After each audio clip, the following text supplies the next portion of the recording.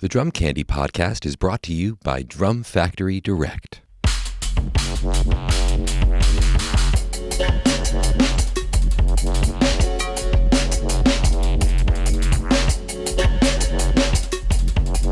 Hey, what's up, everyone? Welcome into episode 9 of season 2 of the Drum Candy Podcast. This is your host, Mike Dawson, coming to you from Drum Factory Direct in Pittsburgh, Pennsylvania. This week's guest is my good friend, Keio Stroud. Keio Stroud has been one of the first call guys down in Nashville for a number of years. He's been touring with Big and Rich for going on, 8 or so years at this point. And he's also well known as being the guy that you call when you need a last minute sub, and not just a last minute sub for your club gig down at the local bar, but a last minute sub for an arena show. And last time I saw him we were at PASIC, he was there just hanging out for the day. He was just, had got called a few days before to fill in that following weekend. I think it was 20 songs and a couple of dates of an arena tour. So that was pretty crazy. So I pick his brain at the end of the episode about that whole process. And then we just talk gear, home studio gear, live gear, typical rundown. So let's get to it. Keio Stroud. I appreciate people for having their strong opinions, but at some point in time, I just don't care. Right. Has that been the key to your success? We are recording, by the way. It is. True story. Yes, it is a key to my success. I just don't care. You do. What do you not care? What do you care about? What do you not care about? Let's be a little bit more specific. Are you nice? Is your money real? Are your songs decent? No. Fair enough. No. But no, people get, some people get a little too, I'm happy for people to do what they do, but that's just not my thing. So is this the end of touring season for you down there? How's it wrap up? So are you home now? I'm home. I have 2 more shows. I have this weekend with Charles Eston at the Birchmere in Baltimore or Annapolis, I think that's where it is.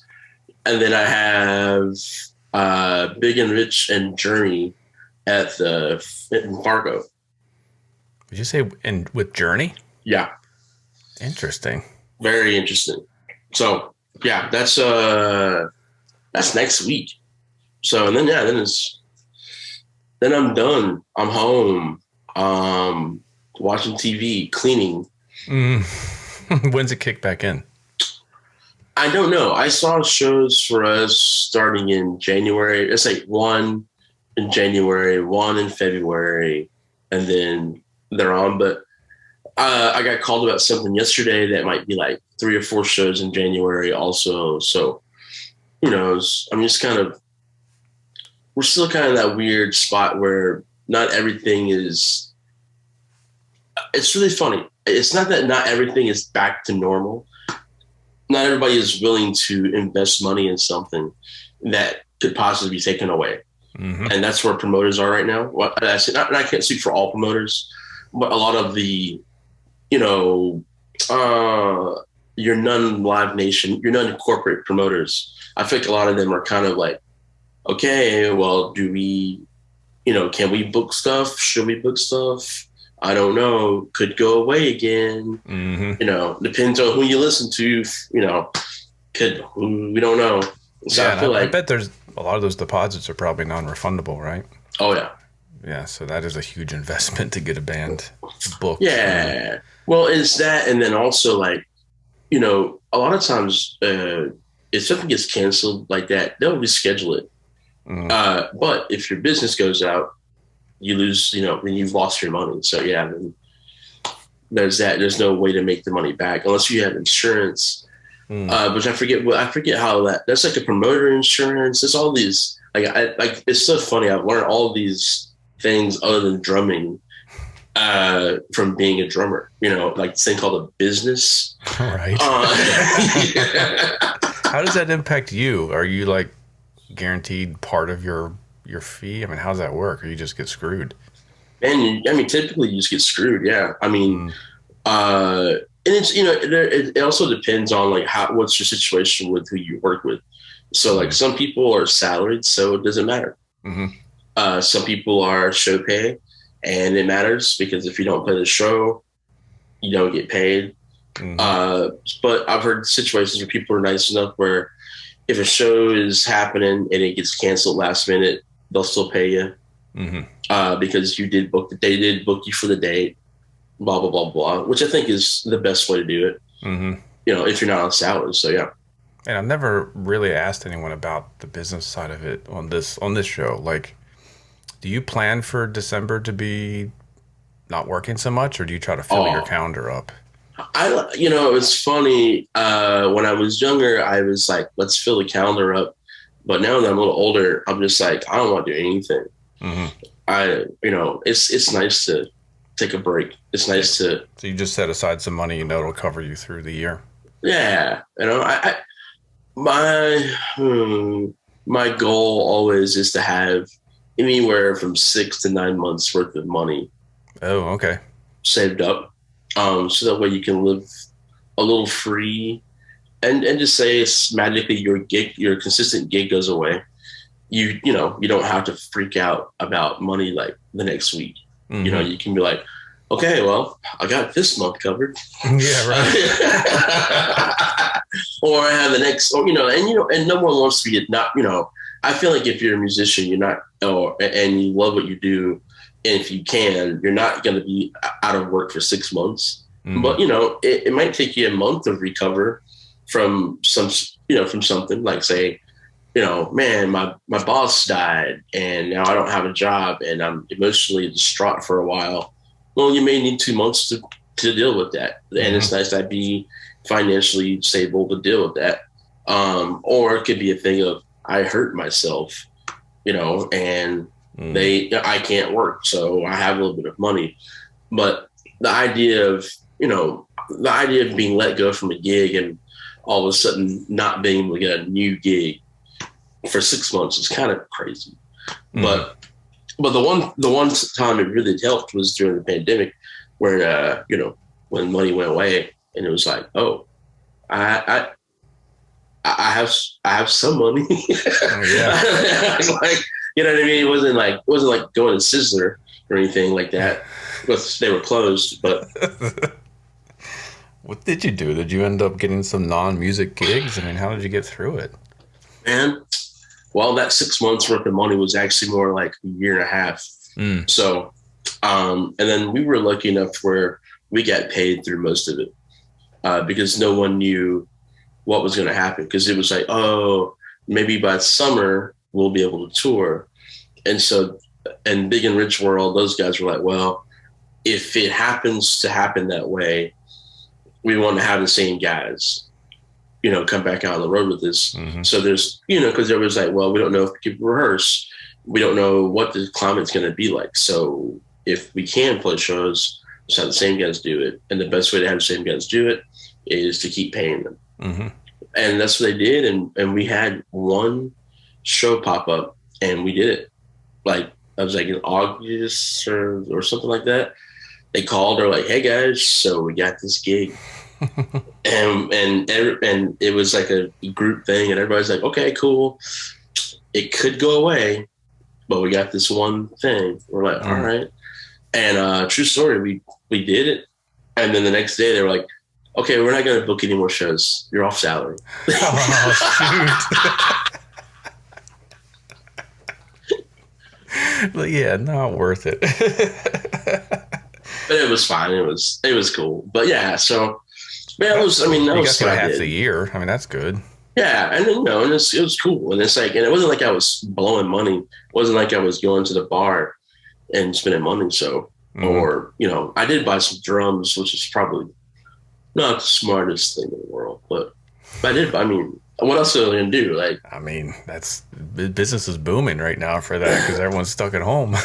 Yeah, I mean, I was like, I bought some like kind of fixer-upper drums because I needed, like, I'm not the kind of person where I need a project all the time. I need to be doing something. And so I was on Facebook Marketplace, which I think is really weird, by the way. But I was on there and I put in Pearl drums, and this guy had this drum set, and it was a black kit with black hardware, scratched to oh my God. It's like someone took like a carving knife and just like went to work on it. And he was like, $150. And I was like, well, are you willing to ship? Because yeah, I said, okay, so I'll buy the toms. The bass drum is trash, so just give me the hardware and I'll give you $150. And he goes, you don't want the bass drum? I go, nope, just take the hardware off. And the guy was really funny. He said, well, man, like, that's a lot of effort to take the hardware off. I said, well, I'll give you an extra $25 if you take the hardware off. What were the drums? Exports or something? No, they were Pearl Masters Extra. That was their 6-ply maple kits that came out in the 90s. Yeah, I remember those. Those were good. Those were nice. Yeah, very nice. Yeah, so I mean, I got a great deal on it, but it was really funny. The guy was like, man. Don't let me get my drill out. Oh, man, that's going to be, I was like, I'll give you $25 more, man. So what did you do with all that stuff? So I got it home. I cleaned it up. I don't know where they are. They were here, but they were in my house. I'm not, but I did. I got them, and I did some research on how to like bring them back to life. And I spent about 3 weeks doing it. They still look like shit. But it's good. But they sound great. They sound amazing. So it's 14, 16, 24. And the 24 I found in Nashville. So I was able to get the black hardware that the guy took off, put it on there. And so I have like this black on black kit. And it looks really, really cool. And then my buddy Lester Stell came over and he put the kick drum. And so he bought it. So he bought the kick drum. So now I just have the 14, 16. What? Why did he want the kick drum? It sounded great. It was amazing. He was like, bro, he was like, bro, I'm going to get that from you. I'm going to take that. Why didn't he just give you an extra $150 and take it all? Well, that's what I said. I said, you want the tom? He goes, nah, man, I'm good. I don't need any more toms. So now you got these weird toms. What are you going to do with them? I don't know. I put them up on Facebook. I was like, hey, somebody buy these. They sound great. And nope, so far, nothing. So, how many drums do you keep at home? First of all, are you in, what kind of a space are you in? A house, an apartment, condo? What do you got there? So I have what we call a apartment condo, but yeah, technically it's an apartment. I only share a wall with one person. Mm-hmm. Actually, this one behind me. And we only share 3 feet of a wall. Interesting. That's How'd that it. work? So I have a different foundation from them. And then I'm up higher also. So I'm like up on a hill kind of thing. And then they're like kind of, they're not below me. Well, they're below me, but they're next to me. So it's kind of a strange, like, So if I'm here, this is my place. This is the top of their place. And that's it. And I can play drums in here. No kidding. So they're only sharing that wall behind you, like the couch level? Like that's it? Yeah. Nice. So where do you put the drums? Opposite side of the place? Yep. They're on the other side, near the bedroom. And you can't hear the drums next door. That's insane. It's pretty crazy. We did a test. It's freaky. Like but when this place was vacant, I had the landlord come over, and I played drums, and then he listened, and then he played drums, and I listened, and we were like, "Whoa, this is crazy." So yeah. Did you treat the room in any way? I did, but not. I mean, I did only with putting in curtains and putting up a couple of like panels. Mm-hmm. But as far as like soundproofing, no. So it's kind of a freaky it's a freaky deal. So I'm happy. It's a happy accident. Yeah. Because at one point in time I did build a little ISO box deal, which I loved because the room was it's a small room. And then, it had live walls and I was like, oh, I don't know what to do, all this stuff. And so I was like, well, I think I want to control the sound. So I wanted to build a roof. In order to do that, I had to build sides. Mm-hmm. So when I did all of that, I just built, stuff for all of it and then really tightened up. But then it was so small that it was like uninspiring to be inside of it. Mm. I was like, oh, I feel like I'm in a cubicle. So let's do away with this. So I actually sold that to a buddy of mine he actually really needed that thing as was. Mm-hmm. And so now I have like this nice kind of open thing. There's no treatment on the ceiling, which is kind of weird. But what I ended up doing is I just picked the right gear for the space. Mm-hmm. So I have I have some of the FRX cymbals that Sabian makes. All right, with a few holes in it, right, to cut down some of the bite. So I have some of those. We have some prototypes they made me that are really, really cool and kind of quiet. The Monarch hats are really, really nice. Because the cool thing about, this like with hi-hats, the high end is so crazy. Mm. And hi-hats are so loud also that they just kind of get in everything. So you don't necessarily need a hi-hat mic.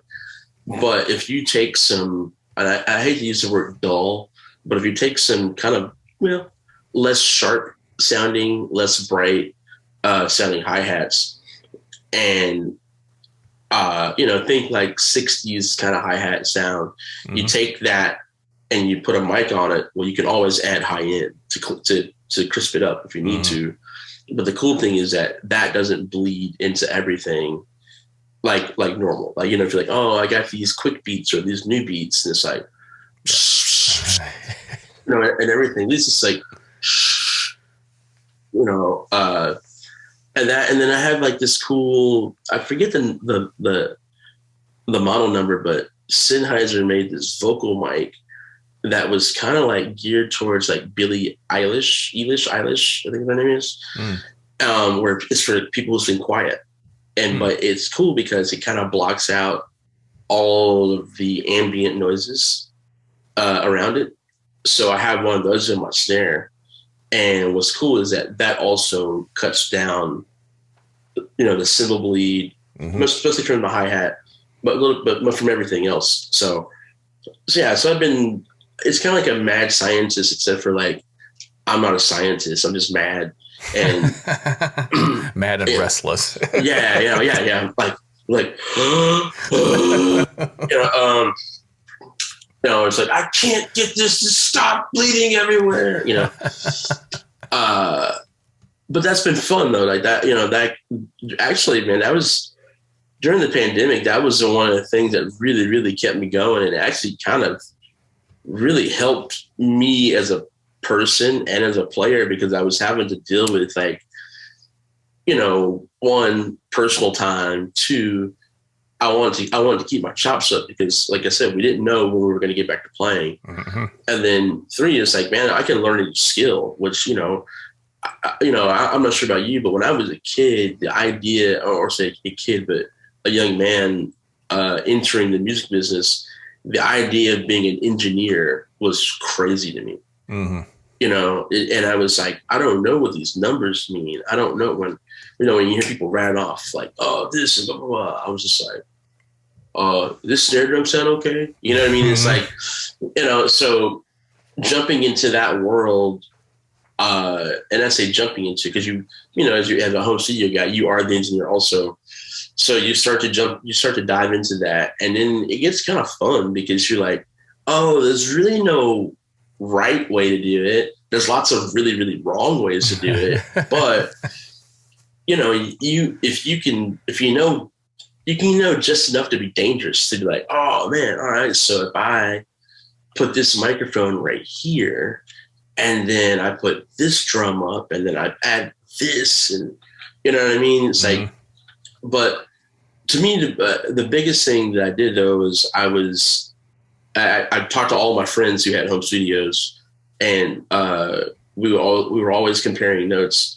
But the biggest thing was to start off with overheads, okay, and kick, and basically that was the way that I built my whole thing was around a decent set of overheads. How loud, like how much could the room take of the drums? Mm-hmm. Which drums could they take? So I ended up doing kick, snare, overheads first for about 2 weeks, and then moving the kit around too. I was just like, oh, I'm going to face it this way. I'm going to face it that way. I'm going to face it towards the wall. I was like, what do I do? And then after that, I brought in tom mics, and then I brought in room mics, and then it was like, so that was me learning how to be an engineer and how to like figure out how to make this small space work. Because I don't know anything about numbers. I couldn't tell you the size of my bedroom, but it's a bedroom. Mm-hmm. Probably a square box, right? Yeah, it's a very awkward square box. It's like if I was a square box, that's my room. I love it. It's very, very awkward. So what is the kit that fits in there? I think this is good for everyone to hear. Like what sizes, what type of drums, were there some drums you love that just will not work in there? First of all, let's start with what is in there. What is working? Right now, there is a pearl maple gum kit, and it's 13, 16, 24 by 11 kick drum. Interesting. Now, why the shallow kick? One, room. I have room to walk around. Two, it actually sounds really, really good. It has a nice punch to it, which is actually also very nice for the room. Because the kick drum is not it's not being overwhelming for the overheads. Because once again the overheads are picking up everything, so there's no big rumble thing happening. So it's nice and punchy. If I do want something with a little more low end, I have a Solomon that I'll put up, or I'll take another bass drum and I'll put it in front of it, and then put two Solomons, and to get the extra low end, because I can control it. Because I'd rather do that than to like use samples and stuff like that. So I have that, and then snare drum wise, I have a bunch of different snares, but the two that work really, really well are 12 by 6 Hayward drum, which is maple. And then I have a 12 by 5 Tama Babinga. That is my ballad drum. What? You're using 12s in that room? Yeah. So you've got the Babinga tuned super low? It's super low, and you don't know that it's a 12-inch drum. Like you hear it and you go, oh. And then the maple one is just, it's a 12-inch drum, so obviously it's not cranked up. I had it to where it sounds like a normal snare drum. It just happens to be 12, but once again, it doesn't overtake the room. You know what I mean? I can still play without having to I don't have to go, I can still hit it. Then I have a 4x14 nickel over brass Ludwig. That's like the fan favorite. I love that one. That one sounds really good. The Steve Ferroni Pearl is a very nice, round drum. But the two go-tos for most things are those two 12-inch snare drums, which is really cool, man. It's actually like I kind of got hip to that through watching Ash Sohn a little bit, because he was using a 12, and I was like, oh, that's kind of cool. All right. Oh, and I was like, hey, Ash, why do you use that? And he kind of had the same vibe of like, yeah, it's very controlled. So, what about like muffling? Do you have these things super dead for that space? I don't actually. They're actually live, which is kind of weird. The snare drum, the 12-inch, the maple, like the normal 12-inch snare drum is a little more ringy, only because it kind of makes it sound a little bigger. But I can also control that. And I will use dampening for it. But the toms are pretty wide open. I actually like them. I like them to sing, and I'm not killing them either. Like I'm being respectful to the space. Like even if I'm having to play like some pretty rocking stuff, I don't have to just beat the hell out of them. I can still do it and have it be controlled. But yeah, I mean, honestly, that's been probably my favorite kit to have in there. It's the first kit that I had in there was a Tama the Binga kit, and it was too loud. Mm-hmm. And then the other kit that worked well for a while was a solid shell kit that I had in there. I had a Craviato kit in there for a little bit. I was like, had a solid shell kit. What was that called? Sorry. The one company that makes them right now. That's not true. Doc Sweeney. There's some others out there. Yeah, I know. I just got some shells from the company. I'm really excited about those. Yeah. But I had a 14, 16, 24 Craviato kit in there that was actually very, very nice. It was, I enjoyed it. 16, 24. I'm surprised that those big toms are not blowing out the room. It's crazy. I know, it's weird because I kind of felt the same way, but no, they've been really good. And once again, I'm not killing them. But yeah, even the Pearl kit I was talking about I just bought, those toms sound really, really nice in that room. It's like, all right. And I'm not a big, I like big toms. Because I personally, I like 12, 16 or 12, 14 is really where I'm at. When I was younger, I was like, oh yeah, 10-inch tom. Ooh, yeah. Now I'm just like, That's like the starter tom. It's so easy to tune. Oh, it's so easy. So easy to tune. It's like, oh yeah, 12, 13. No, 10. Oh yeah, all right. And now I'm just like, I don't even like my touring kit has a 10 and it's cool. I hit it, but I don't go, anymore. I go, oh, great. 10-inch tom now. So, but you have to change your tuning at all for the home studio, or is it similar to what you do live? So what's funny is we did, and this is a goofy story, but years ago we did a thing where we played Alex Van Halen's kit, and I noticed that the toms were tuned up like pretty high. And I was like, oh, that's how he gets that sound. Okay. So what I ended up doing was I actually tuned the drums higher here at home than I do live. I started to tune the drums higher live also, but what I'm doing here is I'm tuning the drums up a little bit higher, and then I'm moving the microphones away from the drums a bit more, so that what I'm capturing is not head. I'm capturing the drum developing. If that sounds, I may sound a little silly, but as opposed to just getting I'm getting a big picture of the tom, as opposed to just like, oh, let me tune it to where it sounds whatever, and then put the mic right there. I was like, well, I don't listen to it that way. So let's try something. Is it? That's 12 inches, right? I mean, how big are your hands, dude? It's there about 4 inches. Okay, that's pretty far. Yeah, it's probably about twice, maybe an inch higher than what I think is standard, maybe. Yeah, so they're about 4 inches away.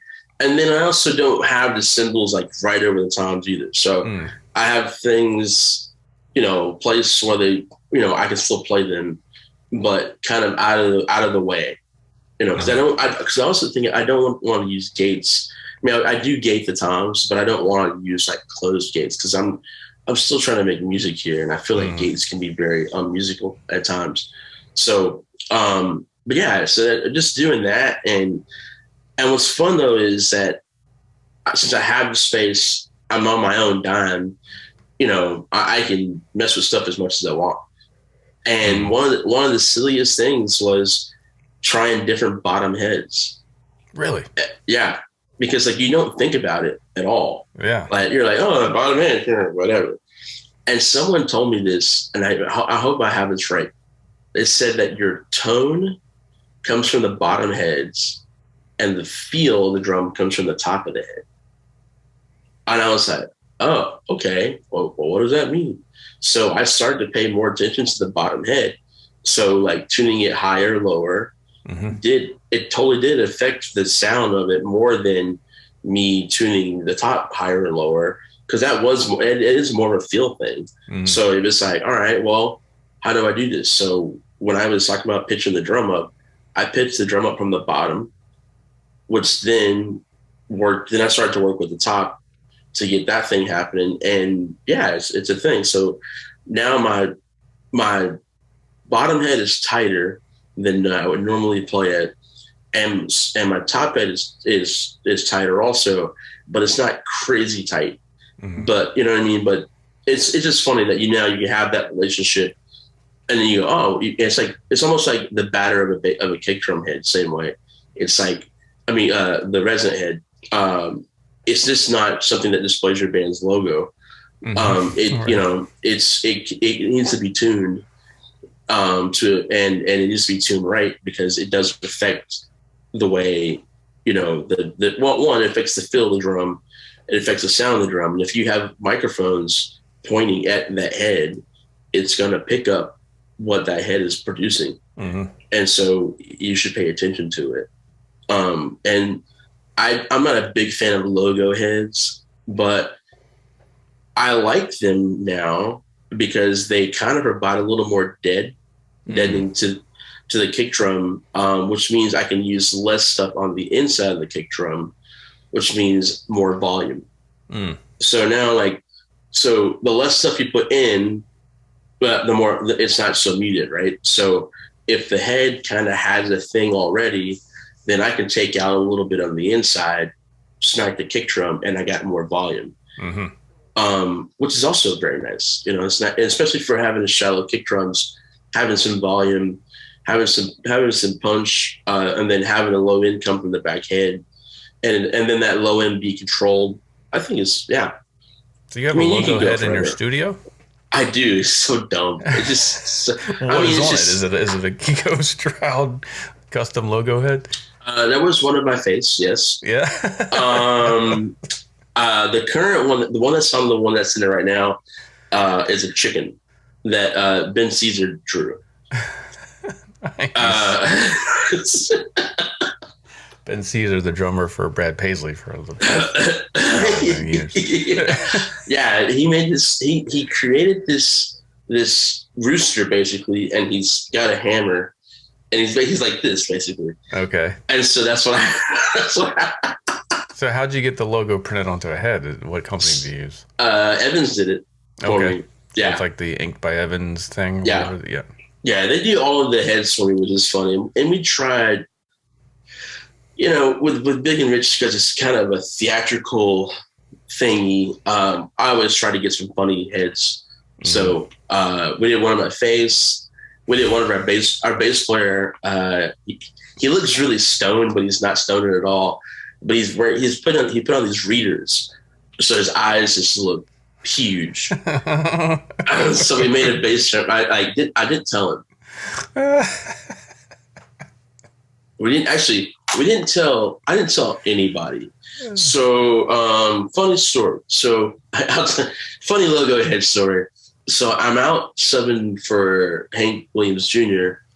and the band is gonna pick me up. I'm playing a gig with Hank in Birmingham, and then our band bus from Big and Rich is gonna pick me up at the hotel after the Hank show, and then we're gonna go to Florida.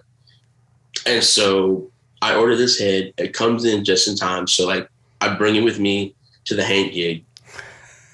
The bus picks me up. They're like, "Oh man, you got it." I was, "Oh yeah, that bass drum head, yeah." Yeah, it felt a little funny, man. So I got to replace it. One of those things. And so then the band goes to the hotel, and I just take the head and I go to the drum tech, and I was like, "Put this on."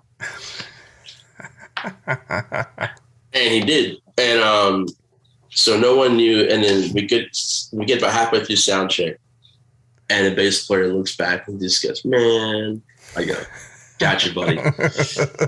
So we still didn't tell anybody else about it, because the bosses, they didn't come to sound check. So they literally walk out in the show. John turns around, looks, and just dies laughing. he can barely sing the first song. Because he's just Jeff, he's just staring, he's just like, that's so weird. I gotta see a picture of that somewhere. I'll send it to you. It's pretty fun. That's pretty good. So yeah. Sounds like you guys have fun on the road. So I mean, it's not like the be silent and quiet kind of gig. You're able to kind of be yourself with this. Yeah, we can be silly, which is good. I like that. I'll take it. Man, I was going to ask you something serious, and you totally took me off topic. Oh, well, we can be serious. Oh, you're talking about bottom heads. Did you mess around with the different models, or is it just? Oh, yeah. So I ended up going with. So I tried. So I'm an Evans guy, so I tried the G1, which for years. So okay, cool. But then I tried a G14. Okay. Because I think Chris Coleman uses those as the bottom head, they were telling me. So I tried that, and it was cool. The drums were a little, in my opinion, it's not a little more boxy, so I wasn't into that. Mm-hmm. But then I ended up trying the Resonant Black head. Okay. And is that a thinner head? What is it? I think it's a thinner head, yeah. Mm. And that was the one for me. That's what I'm using. So I had the Resonant Black on the bottom, and then I'm using the G14 coated on top. And man, it's a good combination because it's got this, like I said, it's got the nice snap to it. For the higher tuning. Mm-hmm. If I was gonna tune more low, I would probably go with a G2 on them. And as silly as it sounds, I've even tried the heavyweight heads, the snare drum head. I put those on toms also. Oh goodness! On a 12 and a 14, because my second year out with Big and Rich, and I'm lying. Third year out with Big and Rich, I played a 12, 14, 22, and that's a small kit. Yeah, and it was silly because everybody was like, "Why are you playing a 14-inch floor tom?" And I was like, "Well, I'll tell you why." They spoke more. They were louder. They projected more in the PA than the 16 did. So I did 12, 14, 20-inch gong drum is what it was. So and the jump between the 14 and the gong drum was so big that it made the gong drum sound huge. Mm-hmm. And then the 12 and the 14 here was good. So that was a nice split there. But the 14 really, really had a thing. And I was able to put the heavyweight head on it and tune it kind of low. And it had a nice thuddy thing, but yet it was able to project. So it was a very strange. I wouldn't do it again. I'd say that. But for that year, it was what was needed for that year. And every time I've tried to use a 14-inch floor, and I do often for gigs, but when it gets louder, I feel like that drum is just pooping out. Yeah. They definitely have a ceiling, so to speak, when it comes to like the low end thing. So yeah, it's funny too because you kind of have to. I mean, I'm not sure about you, but and I learned this recently. But if you have toms, you tune from low to high. Because usually what happens, especially and honestly in Nashville, we like to tune our drums low here. But then a lot of times there's nowhere for it to go when you start with this drum. You go, oh, I'm going to tune this one. And then by the time you get to that one to get the spread you want, it's crapping out. And you go, oh, why is this drum crapping out? It's like, well, because that one's too low already. So good tip. Start with the floor tom, work your way up. Yeah. So, so 2019 with Big and Rich, I played 8, 10, 12, 13, 14. Oh, I'm lying. 10, 12, 13, 16, 18, 14. And all concert toms. And what I was having an issue with this 18 was just like, it wasn't even like finger tight. And I was like, this sucks. It's bottomed out. So we started tuning the 18 first, and then we worked our way up. And the drums really, really sang. And they were pitched higher than I would have thought I would have liked.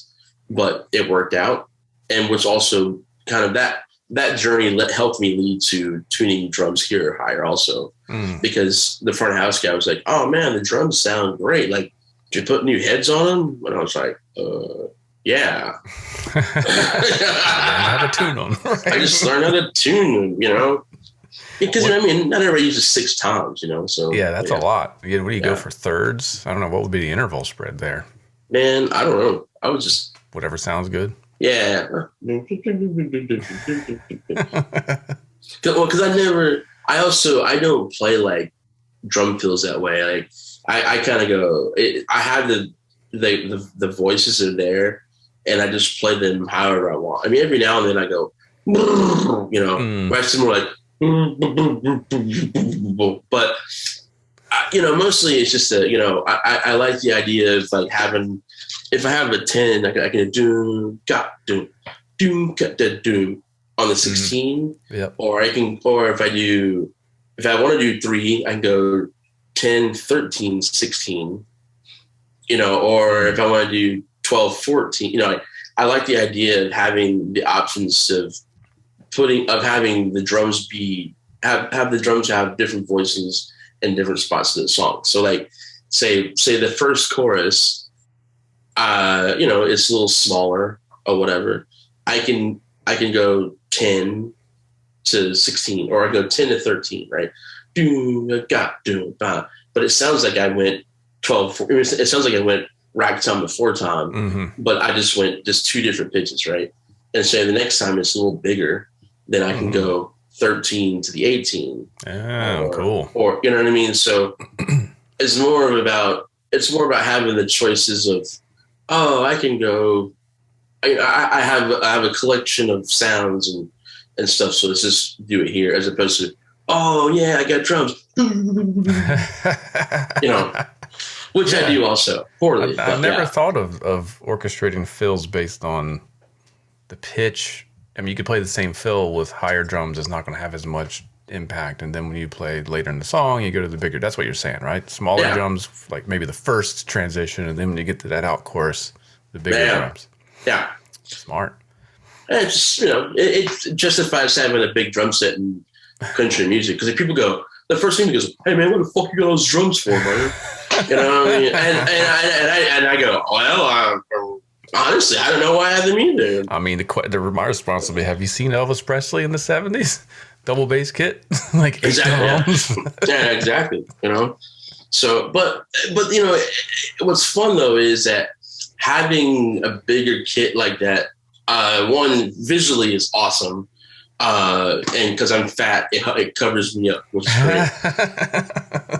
That's one. Sorry. 2, it's just fun to have those sounds, and it's fun to be musical, or to attempt to be musical in a situation where like people don't think about it being musical. You know what I mean? Like you see Simon Phillips, and you're like, man, does Simon Phillips need that kit? And the answer to that is no. Simon Phillips will sound like Simon Phillips on a 4-piece kit, but he has that kit because those are his voices, and he wants to play them at different times, and it makes sense. It's like a piano player. It's like, you're not going to be like, okay, no black keys today, buddy. Right. You know what I mean? So here's your piano. We took away all the black keys. Good luck. So, yeah. So what is your current touring setup? Let's see. But right now, so they're all concert toms again. Concert toms work really, really well live, in my opinion. And I'll just say this. A lot of times in a live situation, especially when you're a backing guy and you're not in the band, you don't have control over what happens. The drums are gated because the pitch bend, a lot of engines, especially playing bigger places, the pitch bends get in the way. The resonance, like that's cool. And every manufacturer wants to make those drums sing as long as possible. Every front of house guy wants them to choke as fast as possible. Right. because if you start, it starts to swim. It starts to you get in a big situation. You got a bunch of stuff happening. It gets to swim, right? So I do the concert toms because they don't do that. People go, oh, the drums are choked. Wrong. Concert toms still have resonance. They don't have the pinch bend. So the drum can still go doom. It just doesn't go doom. Mm-hmm. You know what I mean? And if you mic it from the top, it has a bit more of a normal sound than the classic underneath 70 sound. But that sounds very direct, which hits the PA, very direct, which means it speaks more, which means it's less gates, usually, and also louder. So there's a lot of things that go into where the drums are now in the PA, which is kind of what people want, everybody wants to hear. Not say everybody wants to hear, but like if you're there and you see a guy going around the drums, you want to hear them. So there's that. So anyway, so 10, 12, 13 concert toms. There's a 16-inch floor tom that's normal, 20-inch gong drum, two 22-inch kick drums, and then two 26-inch kick drums. Oof. What? Yeah, I know. How are you hitting the 26s? So, all right, here's the deal. I played this 26 over here, and it's just a backup in case something goes wrong with this 22 here. Okay. This 22 here, I don't play at all. It is to hold the hi-hat in place and to hold a cymbal. Is there a pedal on it? There is not a pedal on it. Nice. It's just there. Yes. And then the 26 over here is a cooler. It's a cooler? Yeah. I mean, if you're going to go big, right? So, and then the part of the show where like they do a lot of yapping. So I just like walk off the drum riser and open up the bass drum and start serving drinks to the band. And that's pretty good. So, yeah, it says that. And then the cymbal wise, very 22 crash, 24 ride, 19-inch crash with rivets, and then a 22-inch China, 17-inch hi-hat. So, but yeah, it's a big kit, but when you sit behind it, you're like, oh, okay, it's whatever. But what sticks do you use? Do you use tree trunks to get around that kit? Yeah. I'm in a weird spot with drumsticks right now. I used to use really, really big drumsticks, almost like a 2S. Like a marching stick. Like a marching stick, yeah. Vader makes a stick called the MV10, which is like a tenor stick. So it's basically going to be a mammoth billy club.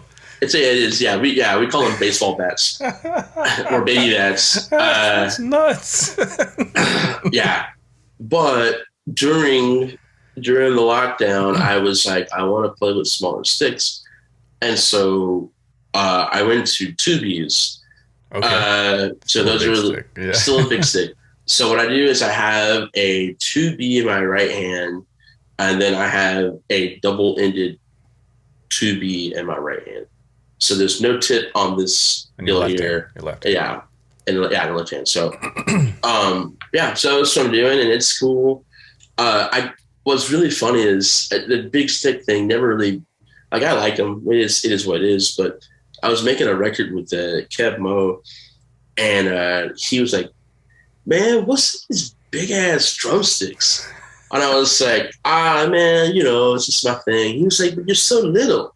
And I was like, thanks, man. I know.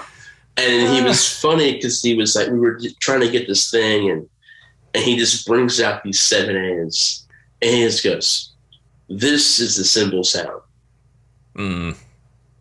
All right. Chopsticks for you then. And I remember playing that session with those tiny ass drumsticks.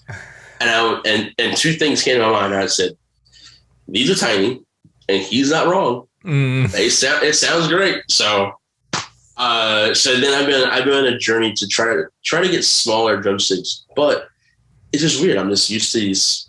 I'm just used to it. So So do you use the big sticks so you don't have to work as hard, or do you feel like it makes you work harder? Like, what is the reasoning for it?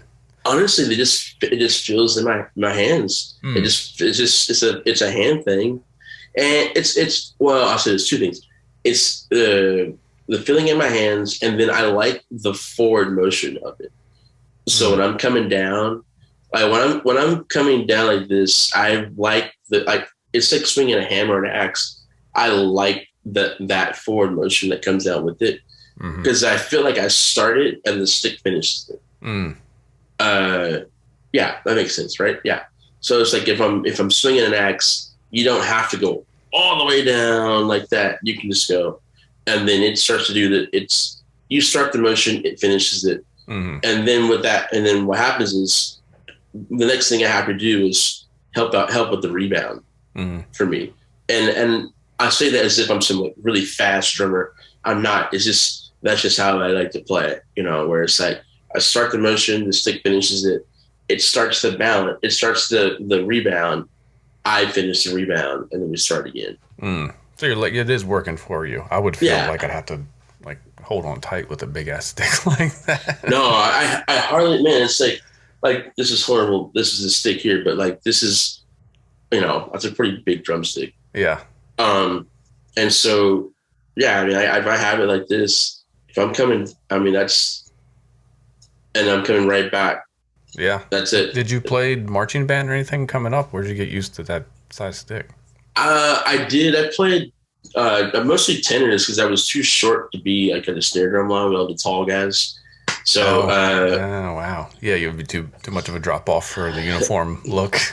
Yeah. So I played the tenors and yeah, those sticks were a bit bigger. So yeah. I saw Sonny Emery years ago give a clinic, and he was using gigantic sticks, and that kind of, not only for when he was like demonstrating technique, but still that to this day I practice with marching sticks. I don't play drum set with them though. That's just insane, dude. You got to be destroying gear. No, I do use the marching hit on the snare drum, so there's that. But I break one cymbal a year. So basically every 50, 60 shows, I break a cymbal. And that's only because I play so few cymbals. And I just recently went to having 2 crashes over here. I mean, I usually have just 2 crashes arrive in China. So, and I'm just, I am coming up, especially on this one. And that's the one I break. I hardly ever break anything on this side. I'll break a China because they're so thin, but like over here, yeah. But for the most part, it's big ass sticks and good technique, big sound. Well, and you got to work on your angles too. You got your angles have got to be a thing. You got to. Yeah. I know that's another Ben Caesarism. Where you got to have, your angles are a thing. And it's funny because I say Ben Caesar, but the first time I heard that was Rick Lathan when I was in high school. He came into the drum clinic, and I helped him set up his kit for the thing. And his whole thing was the angle of the drums were a thing because he didn't want to pit the heads. And so his whole thing was, man, this is here, this is there, because this is how I strike the drum, and notice how I'm not pitting the heads. And I was like, yeah, you're not pitting the heads at all. Okay. And so I took that into my, into my adulthood, when I became a drummer dude. I was like, oh, I want to place my drums where I don't pit the heads. And what does that mean? You're angling maybe more towards you or flatter? How does it just depends on how you play, So it's like, like an example. So this, to me, this is a butt in this hand here. So I'm not gonna, and I play like this, coming down like that. So I'm not gonna have my snare drum angled like this, because if I do, I'm gonna pit it. And so same thing for my toms. So depending on your natural motion of how you do things.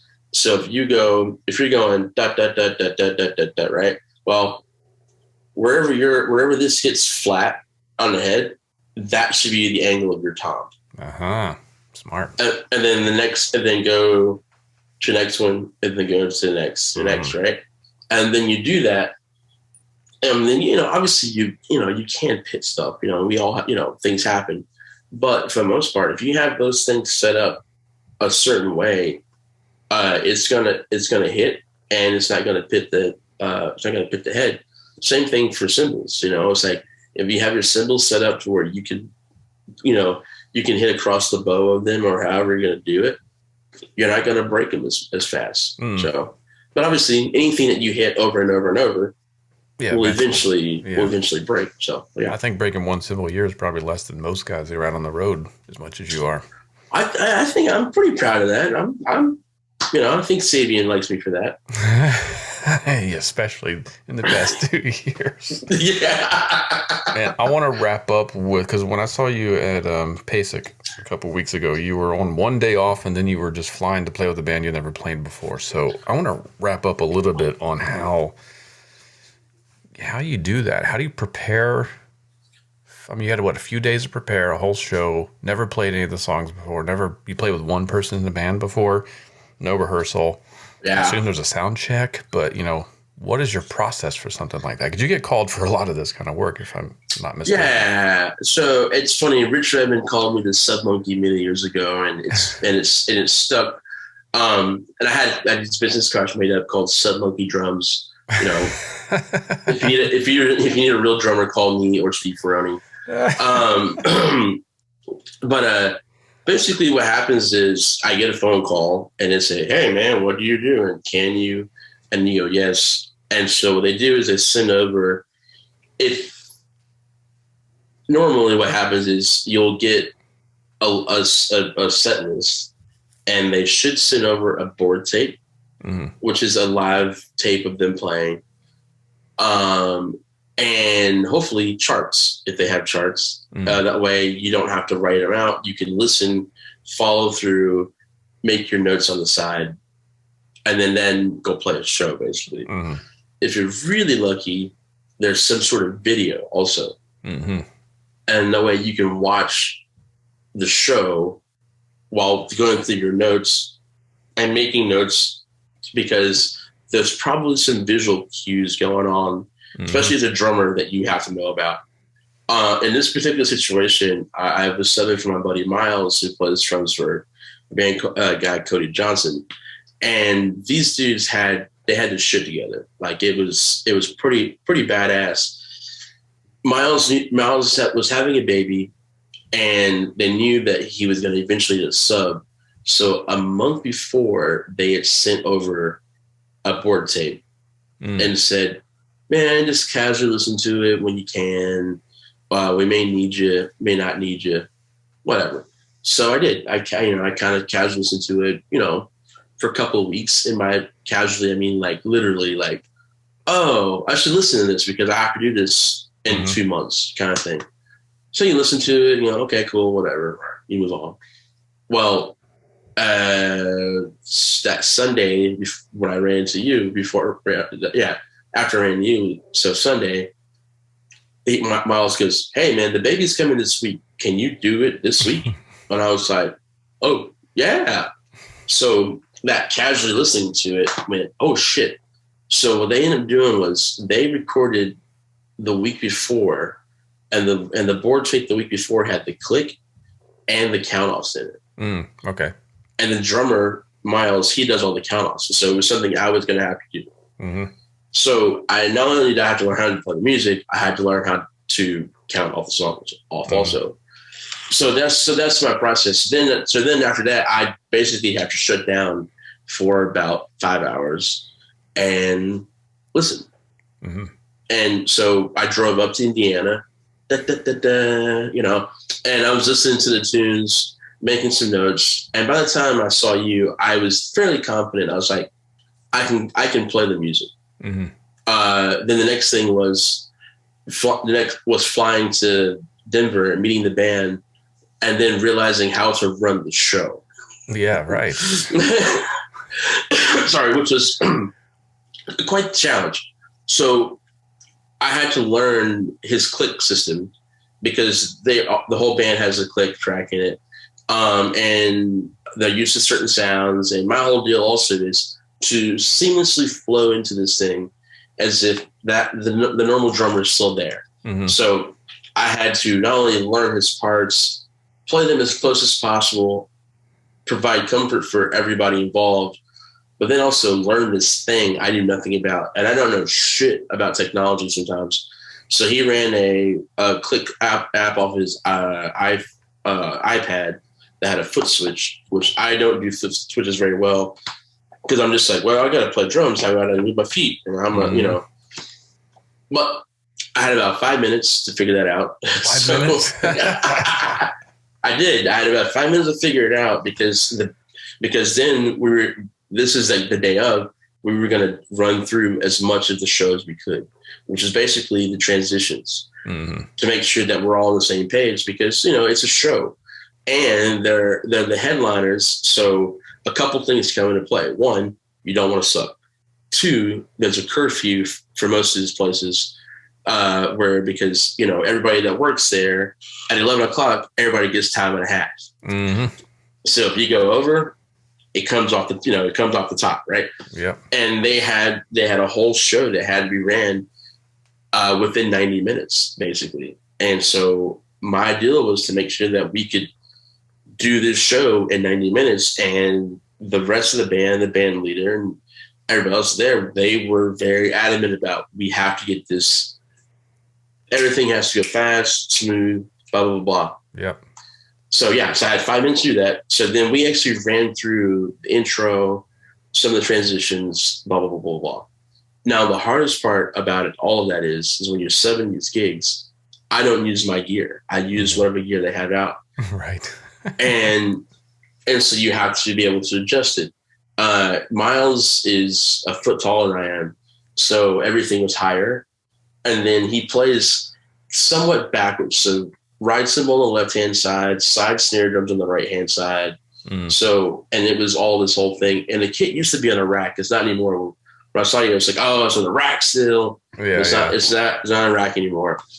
So another thing was, so we got to figure out, we had to figure that out first, I guess. That was first, click, and then we ran through the stuff. And then ear mixes. Well, I'm using this other guy's ear mix. So his ear mix is nothing like what I'm used to with Big and Rich. Mm-hmm. So my whole job is to come in, kick ass, adapt. And you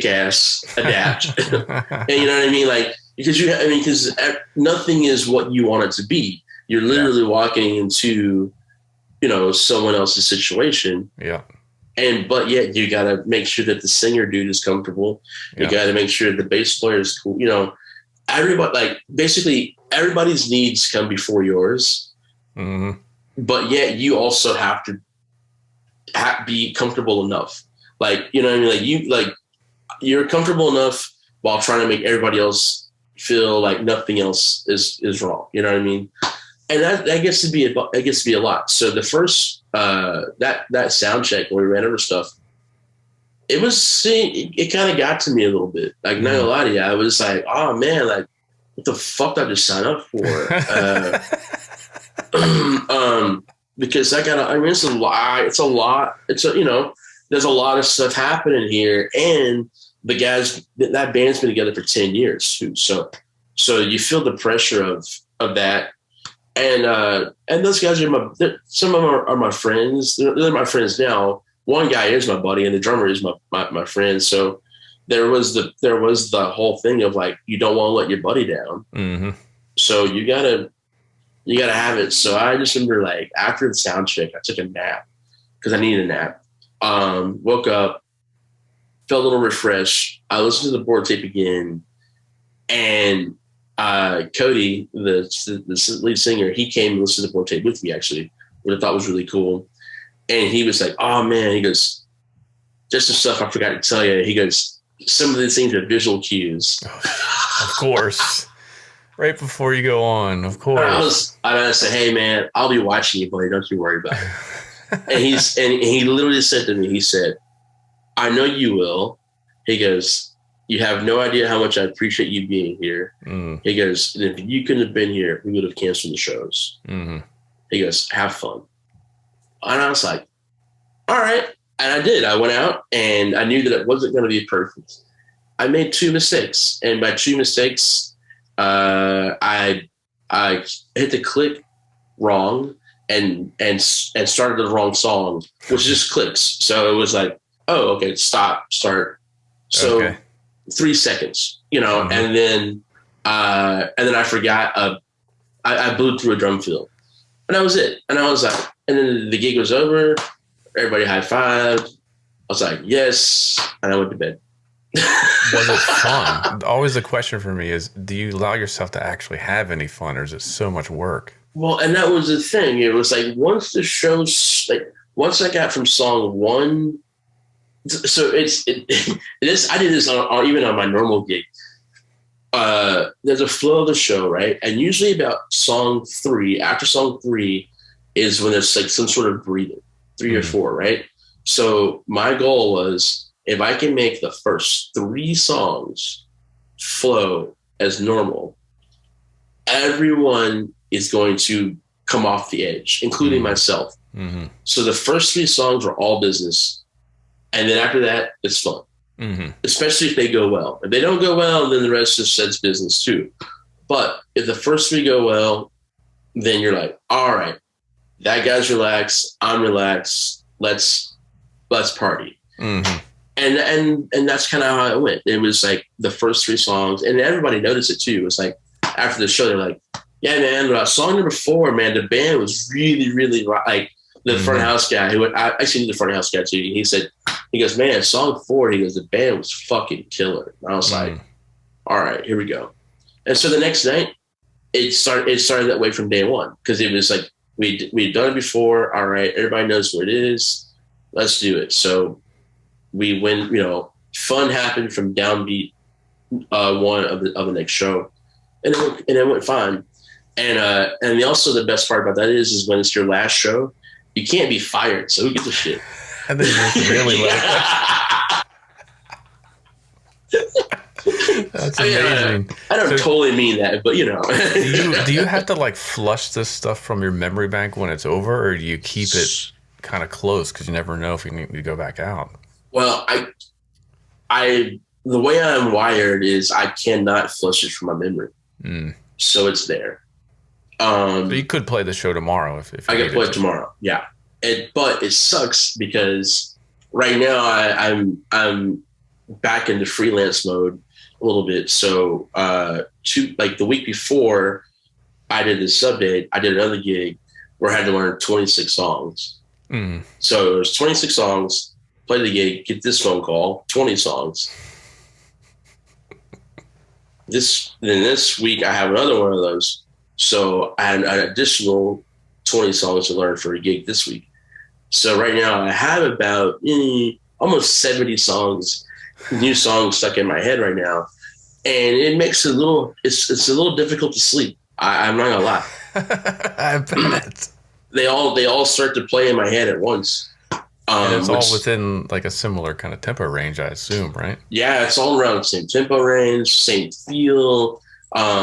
Sometimes I look at a song title and I go, I don't know. Especially if I'm supposed to know it, and so, yeah. So now I got a couple of days off right now so I have to play this one gig on Saturday. On Sunday, but we rehearsed yesterday. So I'm going to hopefully take some of the other stuff off my brain over the next couple of days.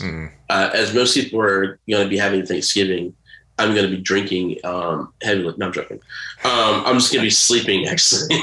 Killing brain cells. Yeah. Where are those songs living? Let's kill those.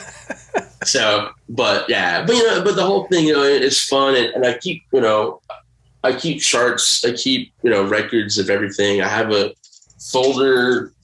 I think I have it. No, I don't have it here. Oh yeah, I have this is all the charts for the past couple of weeks, all right here.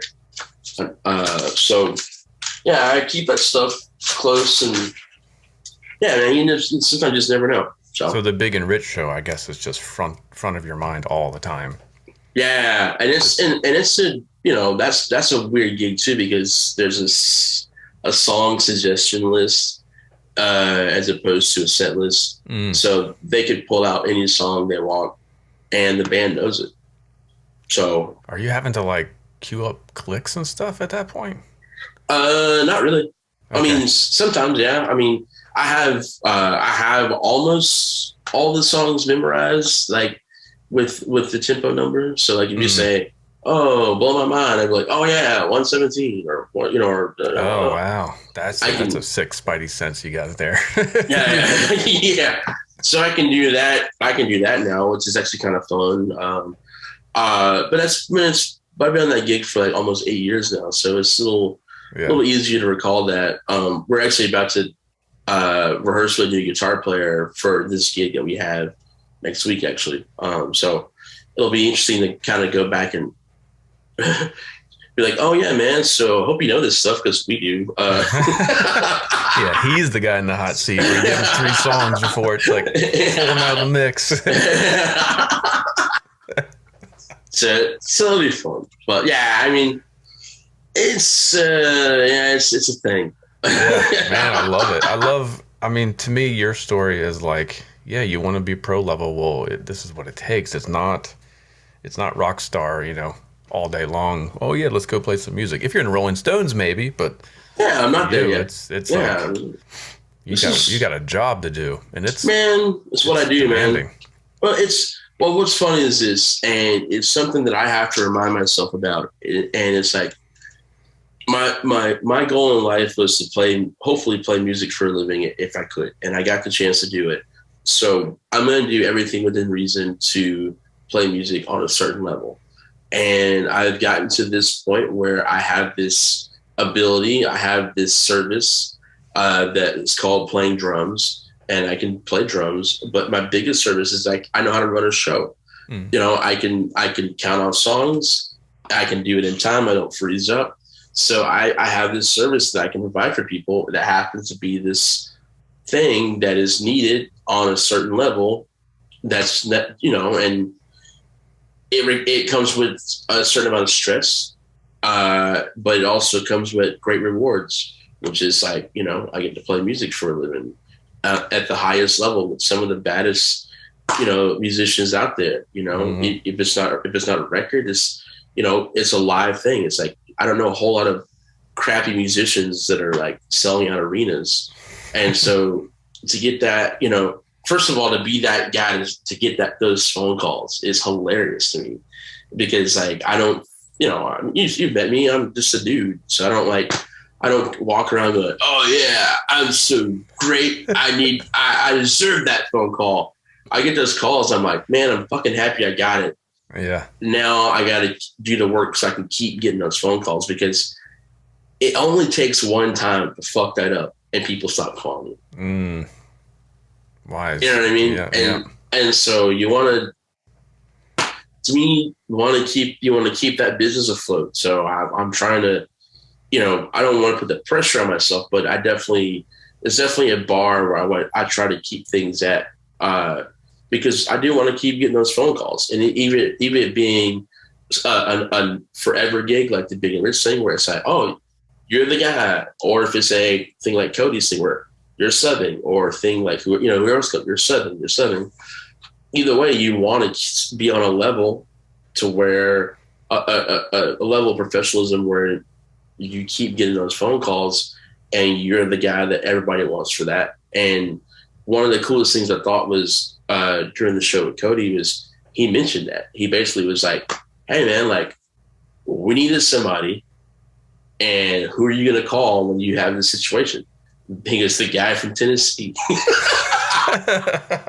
He was like, you call Keio. He's the guy. You know what I mean? Yeah, he said it, and it's funny because it's as funny as that sounds. It's become a thing, and it's part of what I do for a living now, and it's part of my DNA and my stamp on music history, so to speak. Not that I'm going to be a part of music history, but you know, but firmly stamped. You know, of my music history and my time in Nashville, it's part of what I do, and hopefully it can continue. I would love to keep, you know, doing this for as long as people will have me. Right on, man. Well, thank you for coming on the show. I feel like I'm keeping you from preparing for the next gig, so we're gonna cut it off here. You're gonna keep me from taking a nap. That's it for this week's episode. Hope you enjoyed that chat with Keio. Hopefully learn some stuff, maybe some home studio gear suggestions that you hadn't considered, and also be prepared for those gigs. You never know when they're going to come. And everyone have a great week, and we will see you next time.